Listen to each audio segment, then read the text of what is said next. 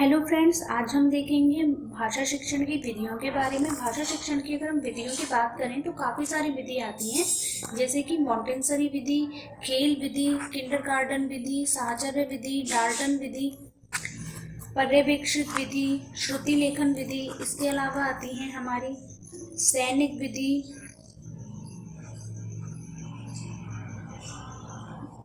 वाचन विधि, आगमन विधि, निगमन विधि, रसास्वादन विधि। इस तरह की हमारी तमाम विधियां हैं जो भाषा शिक्षण में आती हैं। अब हम सबको एक एक करके विधि पढ़ेंगे। इसके अलावा काफ़ी सारी विधियां हैं जो भाषा शिक्षण में आती हैं। भाषा शिक्षण में हमारी 30-35 विधियां आती हैं। अगर इन 30-35 विधियों को अच्छी तरह से पढ़ लिया जाए तो भाषा शिक्षण में आगे कोई भी दिक्कत नहीं आती है। सबसे पहली जो हमारी विधि आती है वो आती है हमारी मॉन्टेसरी विधि। बालक होता है वो खेल खेल में कैसे सीखे, मतलब हम एक बालक को खेल खेल में कैसे लिखना सिखाएं, कैसे उसको शब्द ज्ञान करना सिखाएं खेल ही खेल में। इसके लिए कुछ लकड़ी या प्लास्टिक के खोखले वर्ण बना दिए जाते हैं और उन वर्णों के अंदर बच्चों को पेन पेंसिल घुमा करके शब्द की रचना कराई जाती है, जिससे बालक खेल खेल में लिखना सीख जाता है। जैसे कि ये एक वर्ण है, ये वर्ण है। इसमें हम बालक से कहेंगे कि वह पेन पेंसिल घुमा के इसकी रचना करे, और जब बालक पेन पेंसिल घुमा के इसकी रचना करता है तो वह इस तरह से वर्ण लिखना सीख जाता है और खेल खेल में बालक। ये जो विधि थी ये दी थी मारिया मोंटेसरी ने। मारिया मोंटेसरी विधि को दिया था। मारिया मोंटेसरी ने मोंटेसरी विधि दी थी। तो यहाँ से क्वेश्चन आता है कि मोंटेसरी विधि किसके द्वारा प्रतिपादित की गई थी। मोंटेसरी विधि को देने वाली कौन है? Maria Montessori. सेकंड जो आती है वो आती है हमारी खेल विधि। खेल विधि की अगर हम बात करें तो खेल विधि क्या होती है? खेल विधि को दिया था हेनरी कोलवेल कुक ने। उनका एक कथन था जिसमें वो कहती थी, हेनरी कोलवेल कुक कहती थी कि खेल एकमात्र ऐसा कार्य है जिसको बालक पूरे मन से करता है। उनका कहना था कि खेल ही एकमात्र ऐसा कार्य है जिसको बालक पूरे मन से करता है, मतलब बालक पूरे मन से सिर्फ खेलता ही है। खेल विधि प्रचलित है वर्तमान में जो खेल विधि प्रचलित है वो है हमारी किंडरगार्टन विधि, साहचर्य विधि, डाल्टन विधि। ये क्या है? ये हमारी खेल विधियां हैं। किंडरगार्टन विधि किसने दी थी? फ्रॉवेल ने दी थी। किसने दी थी? फ्रॉवेल ने किंडरगार्टन विधि दी थी। और किंडरगार्टन विधि देते हुए फ्रॉवेल कहते थे कि जिस प्रकार से एक माली अपने बगीचे में पौधे व फूलों की देखभाल करता है तथा उन्हें स्वतंत्र रूप से सीखने के लिए प्रेरित करता है, यानी कि वातावरण देता है, उसी प्रकार से एक विद्यालय में शिक्षक रूपी माली अपने विद्यार्थियों के लिए कार्य करता है। यानी जिस प्रकार से पेड़ पौधे और फूल जो होते हैं उनकी देखभाल कौन करता है? माली करता है। उसी प्रकार से जो कक्ष में विद्यार्थी होते हैं उनकी देखभाल एक शिक्षक करता है। एक शिक्षक, यहाँ शिक्षक की जो तुलना है वो माली से की गई है और उन्हें स्वतंत्र रूप से पढ़ने का मौका देता है। तो यहाँ से क्वेश्चन आता है कि किंडरगार्टन विधि किसके द्वारा दी गई थी। तो सबसे पहले बात आती है कि किंडरगार्टन विधि दी गई थी फ्रॉवेल के द्वारा। दूसरा क्वेश्चन ये आता है कि जो फूल है पौधे हैं उनकी तुलना विद्यालय में किससे की गई है? उनकी तुलना विद्यालय में किससे की गई है? विद्यार्थियों से की गई है। और बगीचे में माली की तुलना किससे की गई है? माली की तुलना शिक्षक से की गई है। किंडरगार्टन विधि के बाद जो आती है वो आती है हमारी साहचर्य विधि। साहचर्य विधि जो दी थी वो दी थी मारिया मोंटेसरी ने। किसने दी थी? मारिया मोंटेसरी ने साहचर्य विधि दी थी। अब ये विधि होती क्या है? साहचर्य विधि में क्या होता है कि शब्दों का ज्ञान कराया जाता है। हम क्या करते हैं, कुछ वस्तुएं रख देते हैं, जैसे कि मैंने ये वस्तु रख दी 3। इन वस्तुओं के अंदर सामान रख दिया और इनके ऊपर इस सामान का नाम लिख के पर्ची में लिख दिया। अब हम बच्चों से कहेंगे कि एक एक पर्ची उठाओ और पर्ची उठाने के बाद ये बताओ कि इन पर्चियों पे क्या नाम लिखा हुआ है। फिर हम बच्चों को उल्टा पुल्टा कर देंगे। फिर हम बच्चों से कहेंगे कि जिस पर्ची में जो नाम लिखा हुआ है उस पर्ची को सामान के ऊपर रखो। तो फिर बच्चे क्या करते हैं, जैसे कि इसमें हमारी कॉपी रखी हुई है, इसमें पेन का डब्बा रखा हुआ है और उसमें चौक का डब्बा रखा हुआ है और यहाँ पे लिखा हुआ है पर्चियों पे चौक का डब्बा, पेन और कॉपी। तो जिस बच्चे की पर्ची में कॉपी लिखा हुआ है, नोटबुक लिखा हुआ है, वो अपनी पर्ची इस बॉक्स के ऊपर रख देगा। इससे क्या होगा, इसके अंदर बच्चों के अंदर साहचर्य व्यवहार से, यानी कि खेल खेल में साथ साथ एक दूसरे के साथ व्यवहार करते हुए बालक जो हुआ वो शब्द ज्ञान या वस्तुओं को पहचानना या भाषा का ज्ञान सीख पाएगा। तो साहचर्य विधि में क्या होता है, साहचर्य विधि में बालक साथ साथ होने वाले व्यवहार के कारण शब्दों का ज्ञान सीख जाता है। साहचर्य विधि के बाद जो विधि आती है वो आती है हमारी डाल्टन विधि। डाल्टन विधि क्या होती है, डाल्टन विधि जो दी थी वो दी थी कुमारी हेलेना पारकर्स्ट ने। किसने दी थी डाल्टन विधि, डाल्टन विधि दी थी कुमारी हेलेना पारकर्स्ट ने।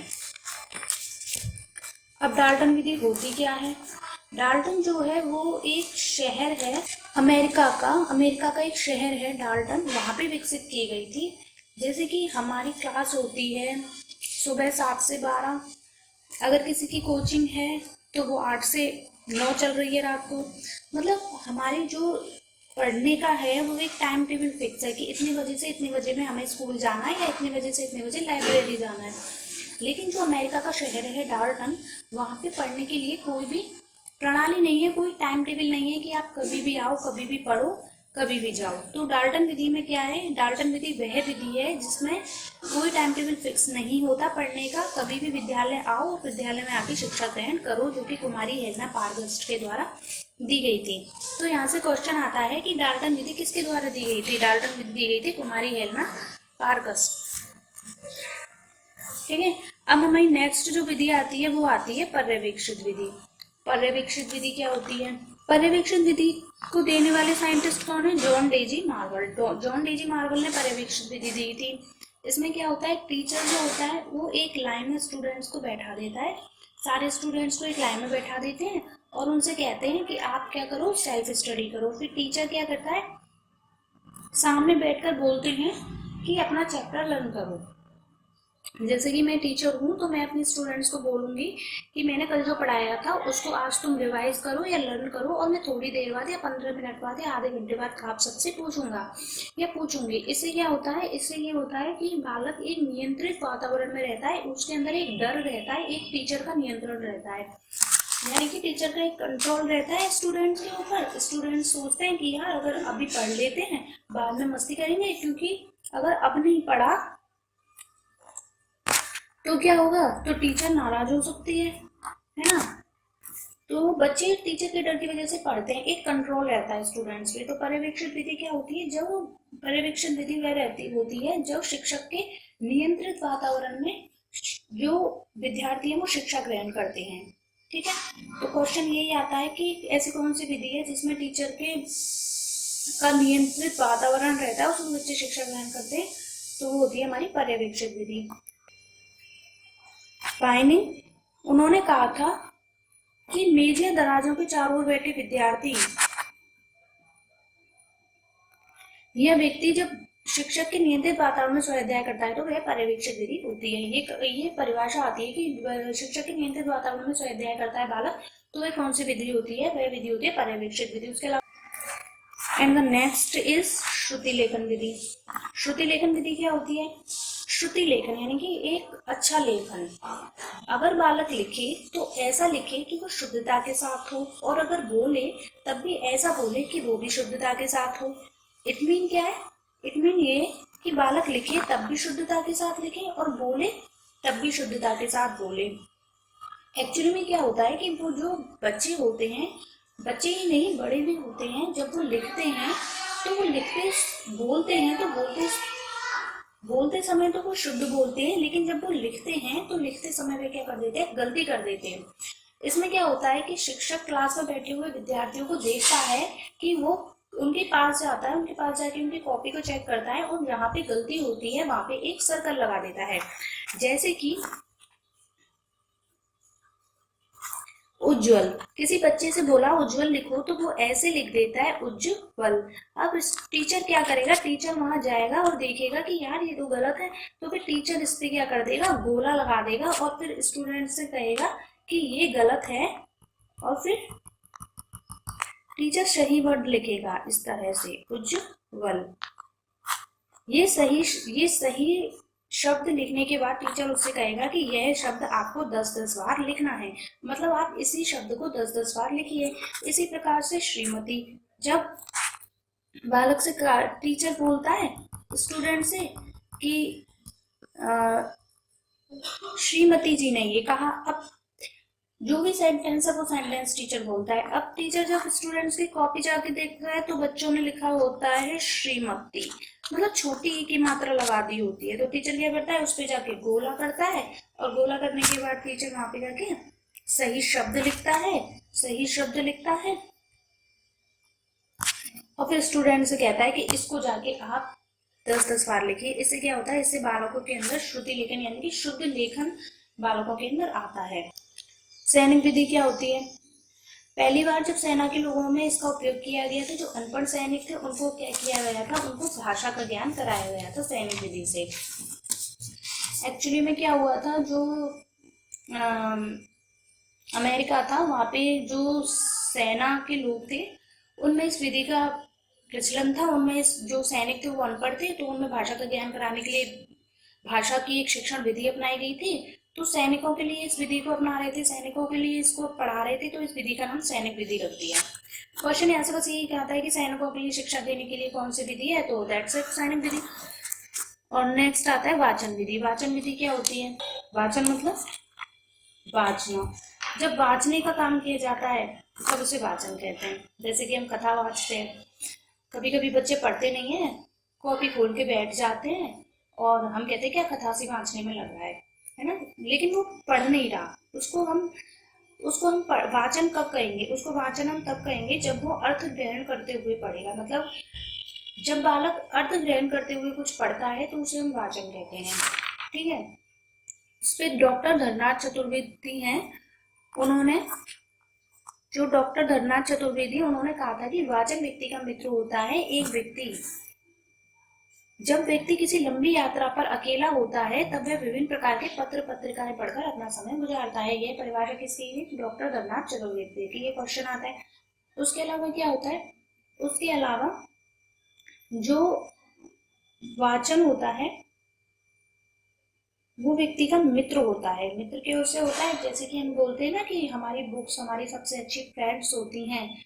मतलब हम जब कभी अकेले होते हैं, सैड होते हैं या परेशान होते हैं तो हम किसको लेते हैं? तो हम बुक्स को खोल के बैठते हैं, क्योंकि बुक्स हमारी सबसे अच्छी फ्रेंड्स होती हैं। जब आपका कभी कोई साथ नहीं देता तब हमारा साथ देने के लिए हमारी बुक्स होती हैं।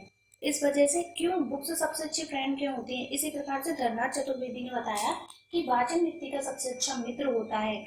मतलब जब आप अकेले होते हो तब क्या करते हो? जैसे कहीं ट्रैवलिंग करते हैं तब हम क्या करते हैं? बोर हो जाते हैं, न्यूज़पेपर उठाते हैं और उसको पढ़ने लग जाते हैं। ठीक है, तो वो क्या है? वो वाचन है। कभी ऐसे बैठे हुए हैं अकेले तब बुक्स पढ़ने लग जाते हैं, तो वो भी क्या है? वाचन है। ठीक है, तो वाचन क्या होता है? अर्थ ग्रहण करते हुए पढ़ना। अब हमारी जो नेक्स्ट विधि आती है, जो इम्पोर्टेंट भी है, वो है हमारी आगमन और निगमन विधि। आगमन विधि और निगमन विधि। ठीक है, आगमन और निगमन ये दोनों क्या होती है? ये दोनों साथ साथ चलती हैं। जहां आगमन होगा वहां निगमन होगा। ठीक है, लेकिन एक दूसरे की अपोजिट भी होती हैं। भाषा शिक्षण की सबसे अच्छी विधि मानी जाती है आगमन विधि और निगमन विधि। इन विधियों में क्या होता है कि हम बालक को सक्रिय रह के पढ़ाते हैं। अगर हम आगमन विधि की बात करें तो आगमन विधि में बालकों को हम सक्रिय रहकर पढ़ाते हैं। आगमन विधि में कैसे चलते हैं? उदाहरण से नियम की ओर चलते हैं। कैसे चलते हैं आगमन विधि में? उदाहरण से नियम की ओर। यानी कि बालक को पहले हम उदाहरण देते हैं, उसके बाद उसका नियम बताते हैं कि ये आया कैसे। ठीक है, अगर हम सूत्रों को लेकर बात करें तो आगमन विधि के सूत्र क्या होते हैं? आगमन विधि के सूत्र क्या होते हैं? आगमन विधि चलती है हमारी ज्ञात से अज्ञात की ओर, ज्ञात से अज्ञात की ओर, है ना, पूर्ण से अंश की ओर, अमूर्त से मूर्त की ओर, विश्लेषण से संश्लेषण की ओर, और विशिष्ट से सामान्य की ओर। ये इसके शिक्षण सूत्र होते हैं। अगर हम निगमन विधि की बात करें तो निगमन विधि के जो शिक्षण सूत्र हैं वो इससे अपोजिट होते हैं। यानी जो आगमन विधि है उसके जो शिक्षण सूत्र हैं वह सकारात्मक होते हैं। आगमन विधि के शिक्षण सूत्र क्या होते हैं? सकारात्मक होते हैं। और निगमन विधि के जो शिक्षण सूत्र होते हैं वो नकारात्मक होते हैं। अगर हम निगमन विधि की बात करें तो निगमन विधि क्या होती है? निगमन विधि आगमन की क्या होती है? अपोजिट होती है, बिल्कुल विपरीत। आगमन की विपरीत होती है ना। अगर आगमन में निगमन विधि में क्या करते हैं हम? निगमन विधि की अगर सूत्रों की बात करें तो निगमन विधि के जो सूत्र हैं वो आगमन विधि के विपरीत है। यानी आगमन विधि में क्या था? आगमन विधि में ज्ञात से अज्ञात की ओर था, तो निगमन विधि में क्या होगा? अज्ञात से ज्ञात की ओर, अज्ञात से ज्ञात की ओर, ये इसका शिक्षण सूत्र होता है। उसके अलावा सामान्य से विशिष्ट की ओर, उसमें विशिष्ट से सामान्य की होता है, इसमें सामान्य से विशिष्ट होता है। उसमें अंश से पूर्ण होता, इसमें अंश से पूर्ण की ओर होता है, अंश से पूर्ण की ओर होता है। और क्या होता है? अमूर्त से मूर्त की ओर। उसमें क्या था? मूर्त से अमूर्त, तो इसमें क्या होता है? अमूर्त से मूर्त की ओर। ये इसके शिक्षण सूत्र होते हैं। अब आती है हमारी नेक्स्ट रसास्वादन विधि। रसास्वादन विधि क्या होती है? रसास्वादन विधि ज्यादातर पद्य में यूज की जाती है। ये पद्य की विधि है। इसमें हम पद्य के पाठों को जब हम पढ़ाते हैं तो हम रसास्वादन से पढ़ाते हैं। कैसे पढ़ाते हैं? मतलब अगर कोई कविता पढ़ा रहे हैं तो उसको कैसे पढ़ाएंगे? उसके लय में, ताल में, स्वर में, यानी कि एक रस होगा। कविता में शब्द दिए होते हैं, उनका पहले हम अर्थ बताते हैं। अर्थ बताने के बाद उनका हम क्या बताते हैं? भावार्थ बताते हैं। ठीक है। भावार्थ बताने के बाद क्या होता है? शिक्षक आगे आगे गाता है, बच्चे पीछे पीछे गाते हैं। मतलब क्या होता है? जैसे कोई कविता है,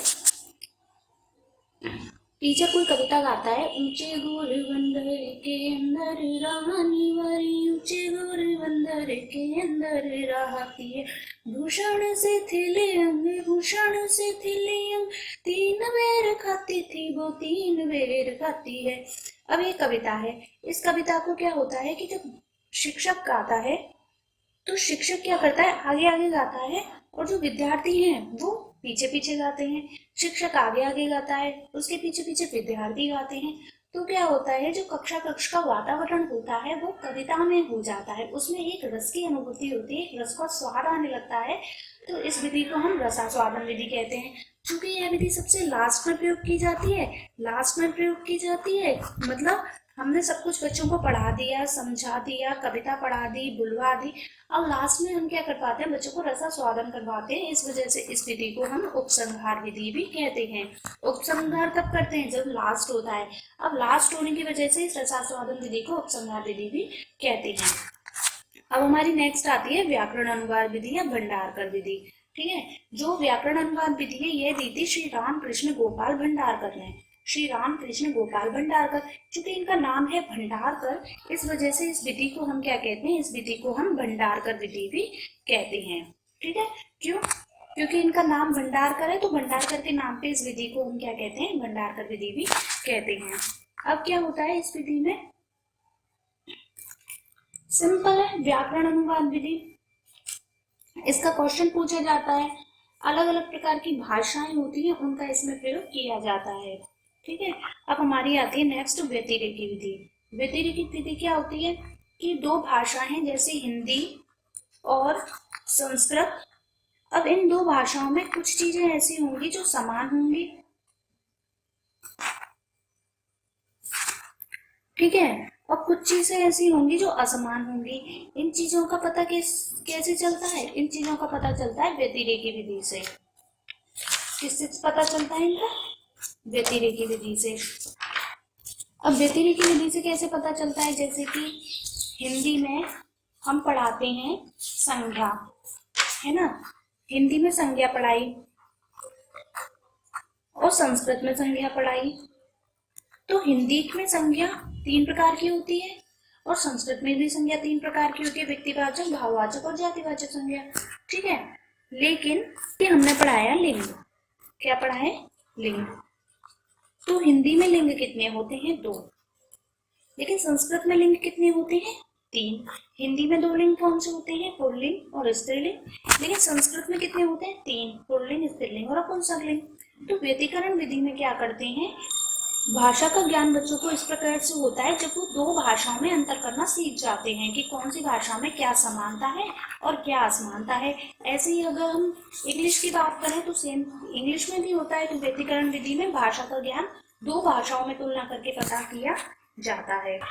ये हमारी भाषा शिक्षण की विधि है। इनका ये हमारा फर्स्ट पार्ट हुआ, ये फर्स्ट पार्ट है। सेकंड पार्ट अभी आने वाला है। आई होप आपको वीडियो पसंद आई होगी।